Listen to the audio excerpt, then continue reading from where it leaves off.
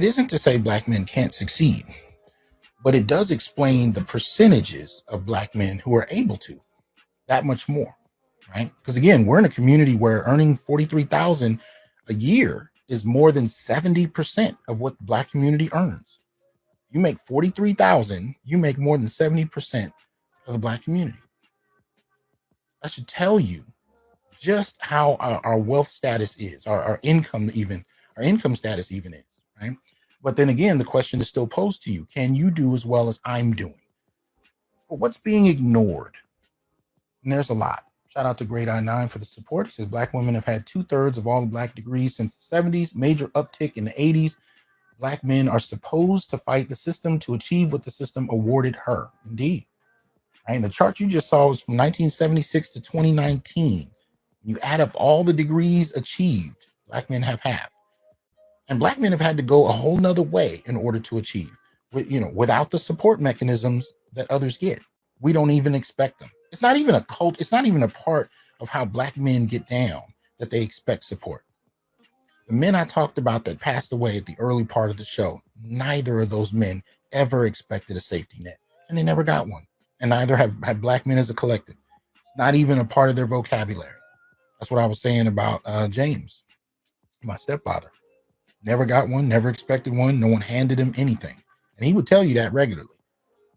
He would tell you regularly. And that's the case. That's the state black men are in, right? So when you look at what exactly women benefit from that they even ignore, right? From the social space that we're in to the educational space, where you have in many instances even over 90% of the teachers being female. But we're going to act like that doesn't have an impact on how boys and girls experience school, right?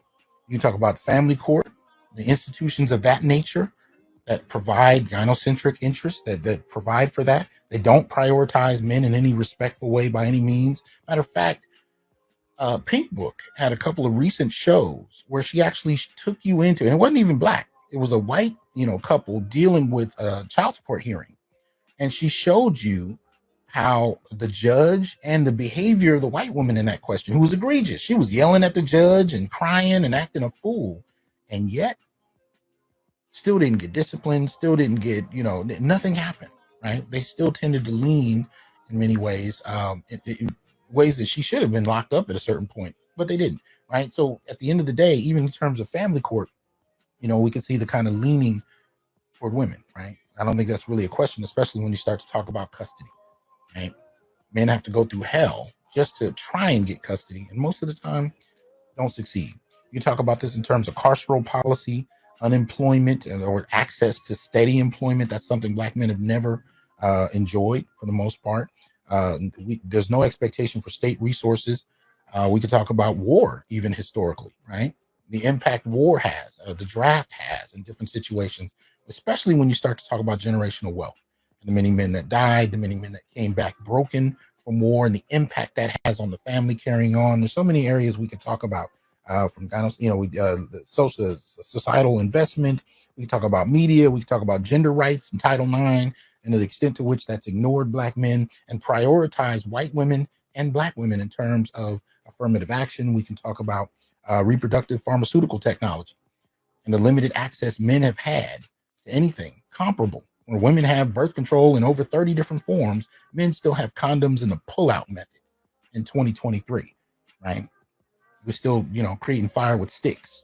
They got flamethrowers. We got law enforcement from brutality to homicide. We could talk about law enforcement in terms of proxy, IPV, where black women or women in general can use law enforcement as a weapon against men. Men for generations can tell you about being sent to jail on trumped up charges from wives and girlfriends simply because they can be.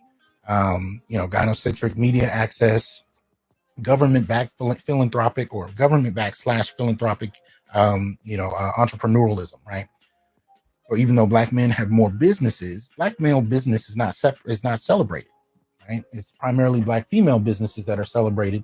And when you talk about government support, when you talk about philanthropic investment in your entrepreneurialism in the black community, it's never targeted at black men. So these are all things we could talk about that shape the benefits that women have. So when we go back to the Shay Sade clip and they start talking about this desire for revenge or this need to compete and dominate black men by outmanning them. They never take into account just how many things have propped them up to a position to do so with little effort. Right? So it's not black men and black women in competition. It's black men being forced to compete with women who've been weaponized against the black family, against the black community, because they have access to institutions and resources that black men don't. But the question to raise is, what can be done about this? What can black men do? Well, there's a number of things. And I think much of it is already happening. But we were talking about what black men could do. But here's the thing. Black men, as I said before, are not used to having a safety net. Nobody's about to extend one. And, we would have to fight for one. And in many ways, the black male political agenda is an attempt. If you're not familiar with it, I will put the link in the chat, but it is an attempt on our behalf to actually create policy that works in our interest. Right? And so we're starting this process by listing out what our policy suggestions, needs, and ideas are. Now, that is a starting point. Right? That is a starting point we're using to try and prop us up, to try and give us some kind of foundation beyond just the sweat of our brow. Because realistically, every other group benefits from policy. Black men need specific policy to do so. But here's the thing, especially until that kind of thing ever does happen, we're used to having very little to no support. We're used to watching other demographics in the black community benefit and advance, even often as a result of our blood, sweat, and tears. We don't get very much. But that can be actually weaponized. That can be used as a benefit, right? Because at the end of the day, since black men don't have much support and aren't used to getting it and aren't even waiting on it, we're in a position where we're already sleeping on the floor. And as it was said in Spook Who Sat by the Door, you can't fall out of bed when you're already sleeping on the floor. So in other words, black men can actually weaponize the fact that they expect very little. And this is what's happening already, right? Because there are already solutions on the table, some of which may even seem distasteful, but they are what they are. So whether you're talking about traveling to form new types of families or engaging in intercultural, international, even interracial relationships and establishing new kinds of situations, these are all solutions toward what black men can do. Because black men have reached a point where there's nothing else to really lose. In every category I talked about, and there are many categories I didn't even list. I mean, I didn't even mention voter disenfranchisement. Right? I didn't go into the impact of what happens after you come out of prison. I didn't go into any of that, or the fact that you can have a college degree and still be considered a less viable candidate to be hired than a white person with a high school diploma. Like, I didn't even talk about any of those things. There's plenty more of that we can go into. But at the end of the day, because black men receive so little and expect so little in terms of the larger society, we're in a position to operate without much expectation. And really, black men aren't even asking for much when you really listen to what they're talking about. So that being said, right, black men being willing to walk away due to a lack of support, due to a lack of respect, due to a lack of investment, can yield new opportunities that we wouldn't have considered before. Especially if we were focused on trying to stay and benefit a community that, for the most part, has reached a zenith point in terms of seeing black men as fairly irrelevant to what they're trying to achieve. And the other thing I would say in terms of what the benefit can be if black men turn the fact that we are excluded to such a great degree, turn it around and use it and weaponize it. BGS talked about a while ago, something I mentioned, I quoted, where he talked about the black community is no longer a closed network. In other words, part of the reason that these women can talk about not investing in black men, that they can talk about competing with and dominating or attempting to dominate black men, like that's actually an ethic, that's actually an aesthetic in relationships, right? To want to dominate black men. Part of the reason that those things are there is because we come out of a framework where we've been in a closed network for generations, or at least up until my grandmother's generation, grandfather's generation, right? This time period where the only really two racial groups that were here in any prominent numbers were considered white and black. Prior to when you had a lot of immigration, it was white and black men could be lynched if they were associated with a white woman, even against their will. right? Because we know white women on plantations, most particularly, often use the threat of mob violence to secure sexual performance from black men. So we know that that history is there. But my point is, it was a closed network in terms of men finding relationships, finding the means to build family. We're forced to deal with one demographic. And I think what came from that, especially when you add in the resources that women enjoyed that men couldn't get, was a sense that you couldn't go anywhere, but I'm not going to have a great deal of respect for you because you can't achieve what I'm able to achieve despite how much support I get to achieve it. What this has resulted in, almost like a mathematical equation, was a sense of superiority on behalf of many women, a sense that black men were inherently inferior and incapable, but were used and tolerated in very particular ways. And we really only saw it when she wanted sperm, occasional, whatever, company, these things in place. But we're now in a situation where the world has opened up, the market has opened up, and black men are now sought after in different ways. And this doesn't need to be limited to relationships and sex. My suspicion is that this is also the case when it comes to entrepreneurial opportunities. We may not get much fanfare, but if black men are willing to go global to find the kind of resources they need, they can do so and have been doing so in ways that extend outside of relationships, in terms of building businesses, in terms of establishing new relationships, new communities. In the next 50 years, we're going to see new communities popping up around the world behind where black American men in particular go to establish a new dynamic, a new familial dynamic, a new communal dynamic. And this is not even, you don't have to celebrate it, you don't have to like it, don't have nothing to do with that. It's going to happen. It's already happening.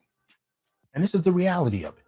So when we take this kind of position that we have in the society, and I've gone to great lengths to outline it over the years, to outline just how maligned black men are, I'm also explaining why black men are actually in a very liberating position to go find new horizons and come back and explain to other brothers what those options are. And that's been happening as well. Right? That's one of the things that's been happening in the manosphere. And it's been misrepresented that black men are bragging to everybody about what they're finding. That's not what it is. Black men are talking to each other and exchanging and sharing information about their experiences, especially abroad. From South America to the Caribbean to Africa to Asia to Europe, brothers are exchanging information about their experiences in different places. Others have come into the discussions and tried to shame black men for having it. But see, this is a reaction to it no longer being a closed network, and we're still forced to fight or play in a fixed game. And black men have grown tired of playing in a fixed game. And since the doors have opened and we don't have much government or philanthropic support, we're going to create our own opportunities. So it's only articulated in the mainstream as a sexual thing. But trust me when I tell you, it's much bigger than that. That's a deflective way of reducing the conversation to something that can be dismissed and shamed publicly. But what I think is actually going on goes way beyond just sex. And be clear, I don't have any problem with the fact that men are looking for sexual dynamics. I think we've grown. So I don't care. What I'm saying is sex is one dimension of it, but it's only one dimension. There are many more. Right? I talked about before how you got some guys looking for, women they can pay. You got some guys looking for girlfriends, some looking for wives.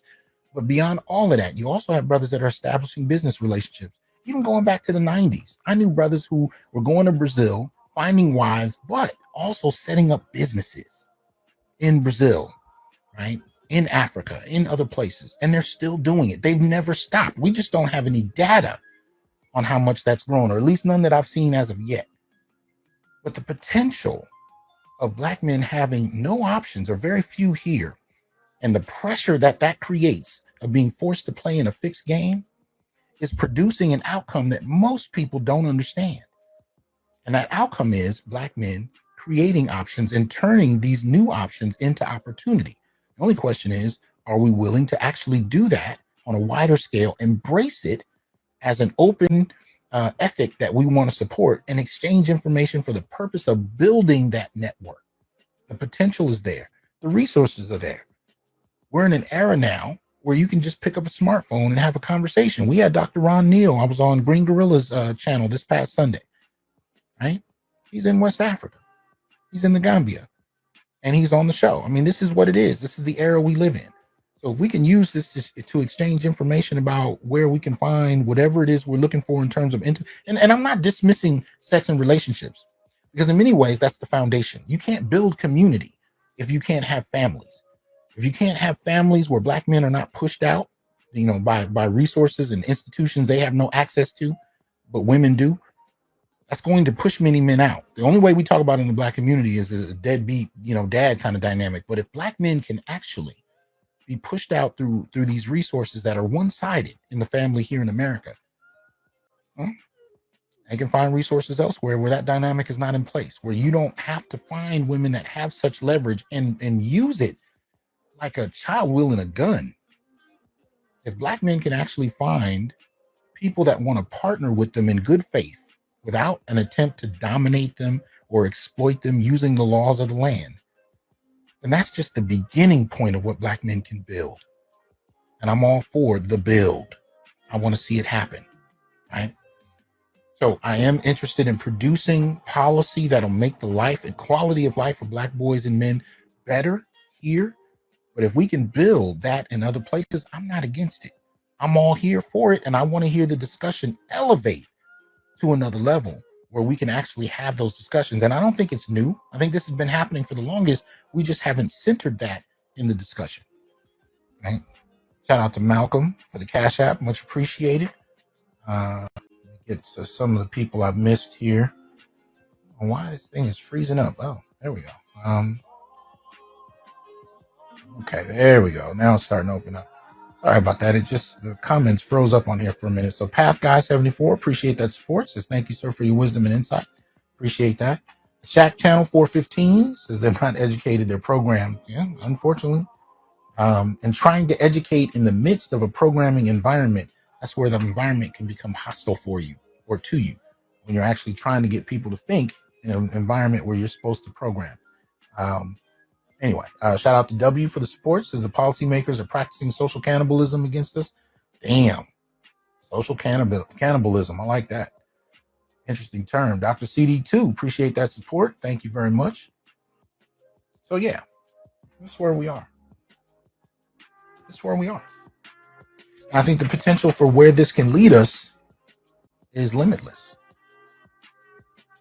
And I think this would happen regardless, but I want to just put my hat in the ring to say, let's elevate the discussion and talk about where we can take this beyond. Because here's one of the things I see. Even if we don't even look at it in any other way, I see brothers who are traveling internationally and are coming back speaking languages that I never heard brothers speaking. It's interesting, man. When you got an incentive, shout out to Ramon for the Cash App support. Appreciate that. You got brothers coming back speaking Portuguese, speaking, I mean, just languages that I never thought. I mean, Hangul. I mean, these brothers are coming back speaking all kinds of things. There's a built-in incentive, even if it starts at the sexual level or the relationship level. These brothers are coming back with that. How can you use that? I don't care if you got a standard job or you're an entrepreneur. There are ways to invest and build. And if we can speak the language and brothers are having relationships with people there on the ground, there's ample opportunity to build beyond that. And I think it's happening. I think we just need to center that value and foreground it much more than we do. And then the question becomes, what exactly do we want to build? And that's a discussion that I think we need to have. But again, a lot of this stuff starts on the grassroots level, because this discussion amongst black men, to the chagrin of a lot of different people, is not facilitated through a university. It's not facilitated through the corporate world. This is why it's so distasteful for so many people. It's not regulated by any institution, except maybe YouTube, except maybe social media. The rules of using these platforms are probably the only thing that I see influencing the discourse. But at the end of the day, part of what makes this discussion among black men so distasteful is that it's not controlled, right? That's the issue. It's not controlled by any given institution. That's what people hate most about it. They'll tell you they hate that the conversation is misogynistic. They hate this, they hate that. And they use all these things to deflect from what black men are actually talking about. I've had people tell me the problem that they have with my show is not anything I've said. It's what somebody said in my comment section 3 years ago, deep into the comment section. I don't even have to know the cat, but the fact that it was stated somehow means that everything we talked about needs to be discounted and dismissed. This is how far people are willing to go to not hear the conversation that Black men are having. But if you actually are able to stomach it and come in and operate in a good faith manner, what you can actually hear is a group of Black men that are coming together across class, across geography, across education, across employment or the particular fields they work in. They're coming together across all kinds of things, color, wealth, poverty.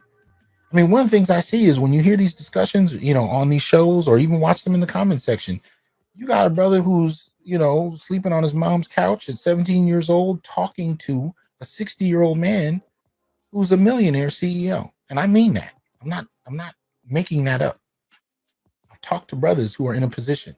I've met millionaires. I've met Black men who run universities. I've met Black men who run banks. And these are the brothers that are here having conversations in the manosphere.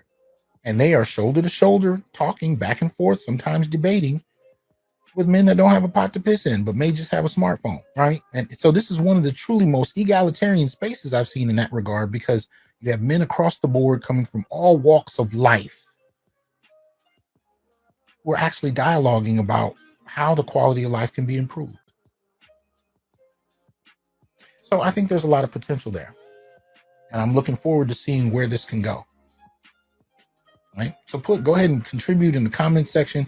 Let me know what kinds of things you're seeing, what kinds of things that can be foregrounded in this way, because the contempt has become so distasteful. For the first time in my life, I'm seeing a movement of Black men. And here's the thing, it's even Black men that have never even heard of a manosphere that are starting to push back against shit that I've seen in our community since my great-grandparents. Stuff that was just readily acceptable on how you can talk to or talk about Black men. That's being pushed back against by men who aren't even involved in the discussion on Twitter, on YouTube, or any of these other spaces, but they are still responding. The zeitgeist is there for Black men to actually start to demand a different type of treatment. Now, we can have conversations all day about Black men that don't deserve to be respected because they haven't done X, Y, and Z, whatever. Those conversations have been going on forever. And those were the conversations that feminists in particular would fixate on, especially since the 1970s and 80s, as some kind of reflection of all Black men. But one of the things I'm finding is Black men that have long since done everything we were told we needed to do to be treated with respect. Take care of families, hold down jobs, build careers, build businesses, raise kids, raise other people's kids. All of the list of things we had to do, especially alongside being over 6 feet tall and owning your own car and your own house and making six figures and beyond. I've seen brothers who have accomplished all of that and more receive the same amount of respect as a dude just sleeping on the couch. At the end of the day, the disrespect, the low boiling contempt, as Kevin called it, or what these women on Shay Shardae's show are talking about, the attempt to dominate, the attempt to get revenge, even the attempt to get him told, all of these different values that have become so normalized in the Black community, I'm seeing waves of Black men pushing back against. And they're not all even doing so from the same vantage point. They're not all coming out of any one space. And it's giving me a lot of hope for what brothers can accomplish. Now, I do hope we can, kind of elevate from debating about certain subjects to subjects that are more central to how we can improve our quality of life. But at the end of the day, the potential is there. The potential is there for that. Shout out to Great I9. He says they have a disdain for Black men who speak up. Let's speak louder. A Black male renaissance is at hand, no doubt. Condemned you. I think I pronounced that better. Says appreciate the support. He says this has been a good word, sir. Do you give consultations or have more work we could listen to? You can check out the Onyx Network. As I said earlier in the show, you can download it to your iPhone, your Android. You can go to Roku, Amazon Fire TV, or you can watch it from my website, www.thasanjohnson.com. 24 hours a day. You got the show on there. And you can also go to the Institute for Black Male Studies. You can support that and check out some of the discussions we're having over there. Because what I'm seeing is in different spaces, because we're all responding to the environment, Black men in different spaces are starting to respond in some respects in a parallel way to the same issues, even when we don't even know it. I'm seeing these pockets build up, and sometimes they reinforce each other, in one way, shape, or form, but it's happening. There's an electricity that I have never seen before that I'm hoping we can use to build us up and put us on a different level. And I want to see it happen. I think it's past time. And I think if anything, it benefits or can benefit anybody we're in contact with, anybody under our umbrella, of support. Anybody willing to engage and cooperate in good faith can benefit from what brothers are creating. So that said, appreciate you guys coming through here. I look forward to hearing what you guys want to talk about or add to the discussion in the comment section. And I hope you guys have a good one. I will talk to y'all later. Peace.